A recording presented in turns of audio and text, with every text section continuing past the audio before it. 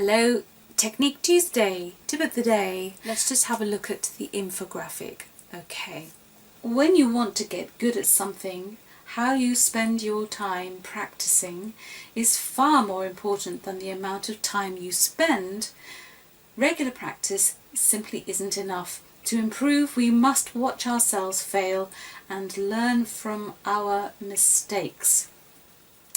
Okay, my website is not a typical website in that really basically as part of Tumblr it is essentially a blog, and that's how it kind of started out, I guess, and it goes right back to and it follows my own thought patterns, which I think has a value. It's fine to teach, it's good to push out ideas to everybody, but it's also really important and responsible to have a responsible attitude towards the way in which you encourage people to think about their own vocal journey, what they actually need.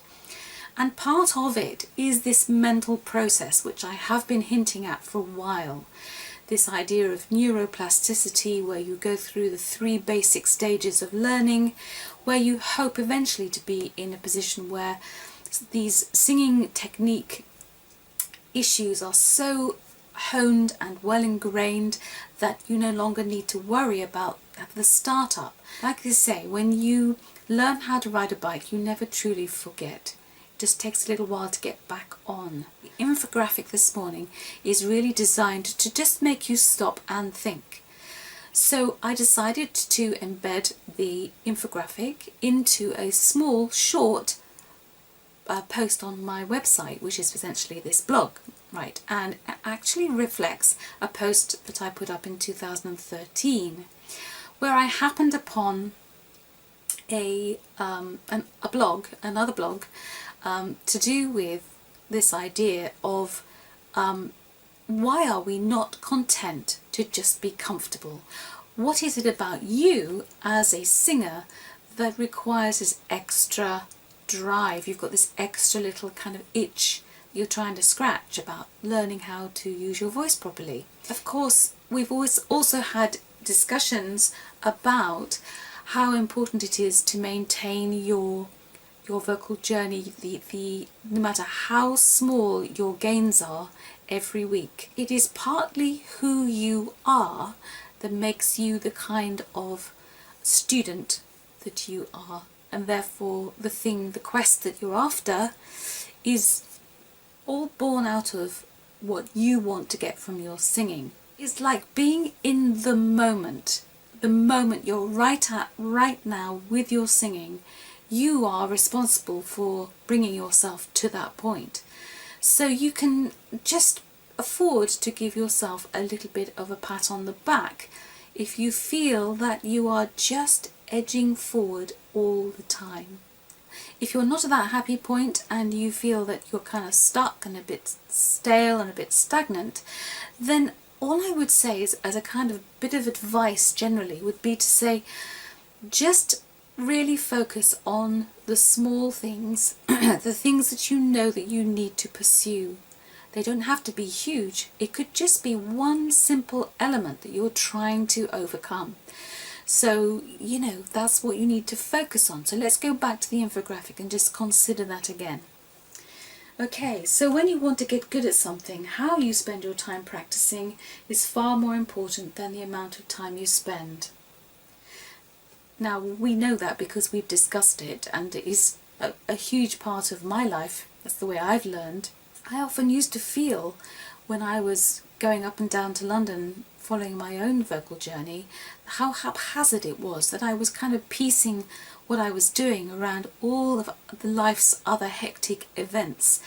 But now I realise all this time later that actually no, I was really putting in place all those small, really significant elements that I would later come to just assume as being part of what I can do. I've just pursued it. Okay, now let's have a look at the bottom half of the infographic.